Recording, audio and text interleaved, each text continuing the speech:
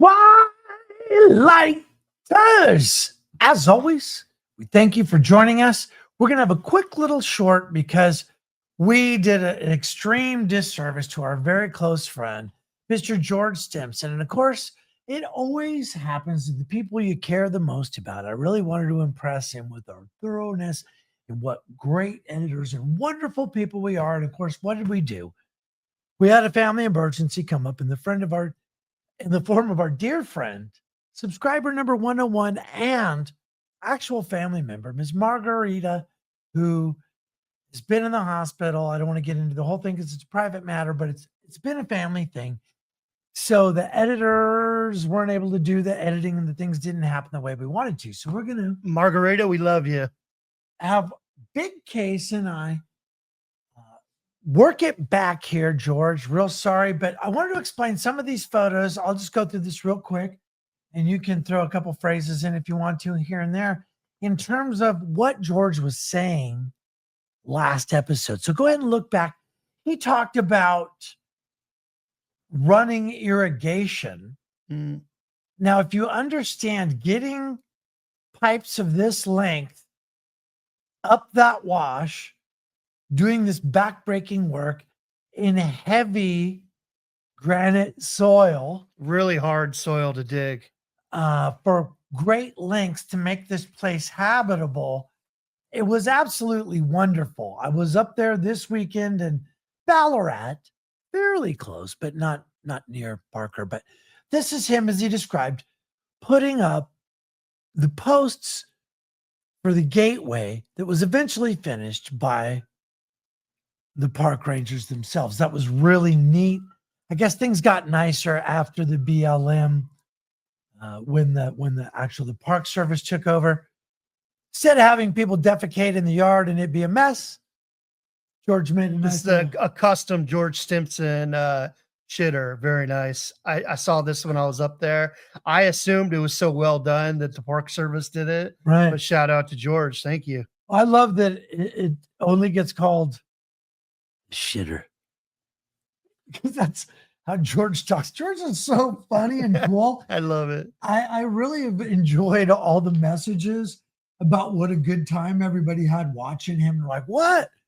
Because he was like laughing and joking. And people don't understand that about love him. seeing that side of George. Of course, because when you're that smart, you also have a great sense of humor. That's why the funny people like Charlie and these other folks who have always got a joke on hand, you can just tell how smart they are. Whereas George is like the inverse. He's so smart, you don't understand how wickedly funny he's going to be.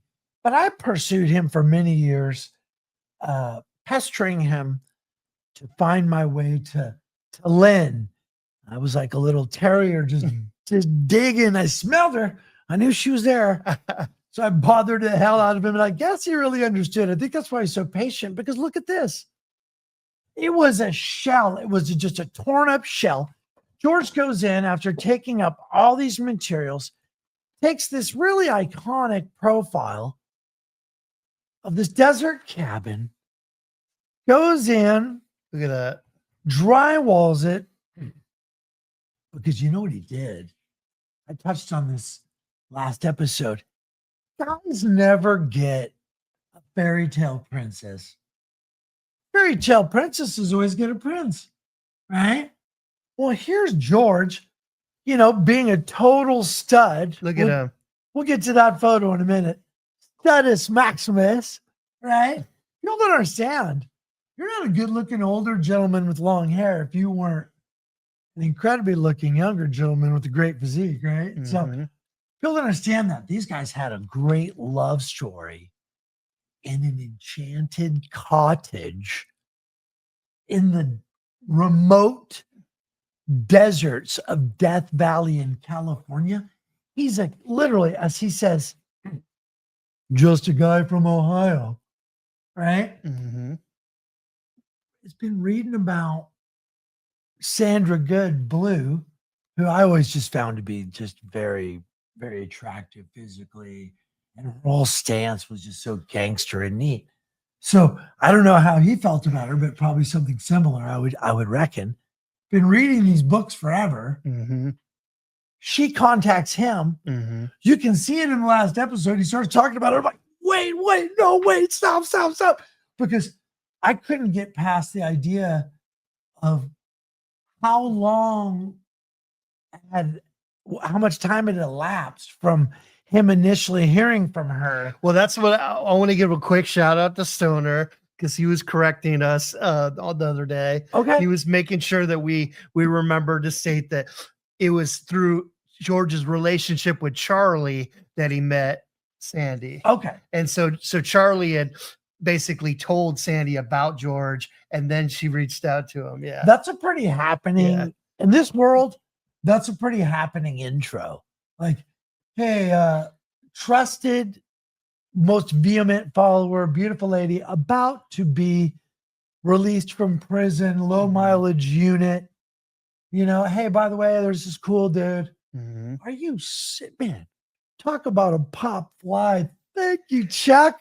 In much the same way that Charlie connected TJ Wallerman and Lori Martisich and some 13. Yeah. Right. Yeah. What a neat thing.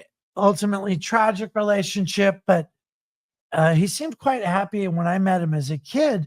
But here's our boy George in his full splendor, just getting after it. And I just, like I say, as a man who has the heart of a small romance writer, very delicate romance writer, I personally lived out my fairy tale with my beautiful wife in the small Pacific hamlet in the Bay there called Pacific Grove. Wonderful, Beautiful. romantic town. Most gorgeous princess. So for George to have his wonderful princess run off to the desert with him, I just find this whole story utterly romantic. I know it makes me sound like a total kook, and that's why you people out there can have a field day with it. You know what I mean? Manson apologist. What they call me? Shriveled scrotum. Is that it? I don't know. Shriveled, The Crypt Keeper. Crypt keeper. They call me somebody. I'm a shriveled In your scrotum. Rubenesque friend. Oh my God. Making your guests look like toothpicks. Like, dude, I love the hyperbole we get pitched. So this work it's for a lifetime. And you can tell it was done with great kindness, great expense, and great effort. And to have it probably maliciously, if not carelessly, destroyed for me, even though I had zero involvement with it, what a blow. I just think that was really unfortunate. But this popped up because it was the first picture that I ever sent to George. And it was myself with one of the pieces from the Fromy collection. And that's where his patience with me began. So that's why we were so excited to see him. We're so bummed that we weren't able to show these during the George episode, but thank you, George, for sharing these amazing images with us. Now Twilighters have gotten the chance to see him as well. We're gonna have our editing together better next time when it comes on, because George does have great troves of photography and great stories. And what keeps coming back to me is how he had never shared these personal stories, which I think for me are the linchpin of my interest, because I'm giving my life, my time to care, research, and hold these stories, right? I'm a vessel of these people's lives because I'm willing to carve that out and create that for them because I care. So to receive a reciprocal care is just wonderful. I really am grateful. George has been nothing but patient and generous with us over the years, personally, and then now on the broadcast. So, and thank you to our amazing producer, Alex, for printing these out for us so that you guys could get a look at them. And we got a little bit of a rematch. Again, we apologize, but again, the seriousness of Margarita's illness and the importance of her as our friend, and then even as it shows what a great lady she is. She's a supporter of the show. And I'll get to it at another time. But there's a Manson tie-in with her because she would visit prison over a period of years, and she got fairly well acquainted with the family of Mr. Dix Watson. Wow. So when she's up and about again, we're going to have her on to talk. So, Margarita, when you're well enough to see this, we love you very much. This episode is, of course, dedicated to you. You will be in our prayers, firstly, and we love you very much, Twilighters. Thank you so much.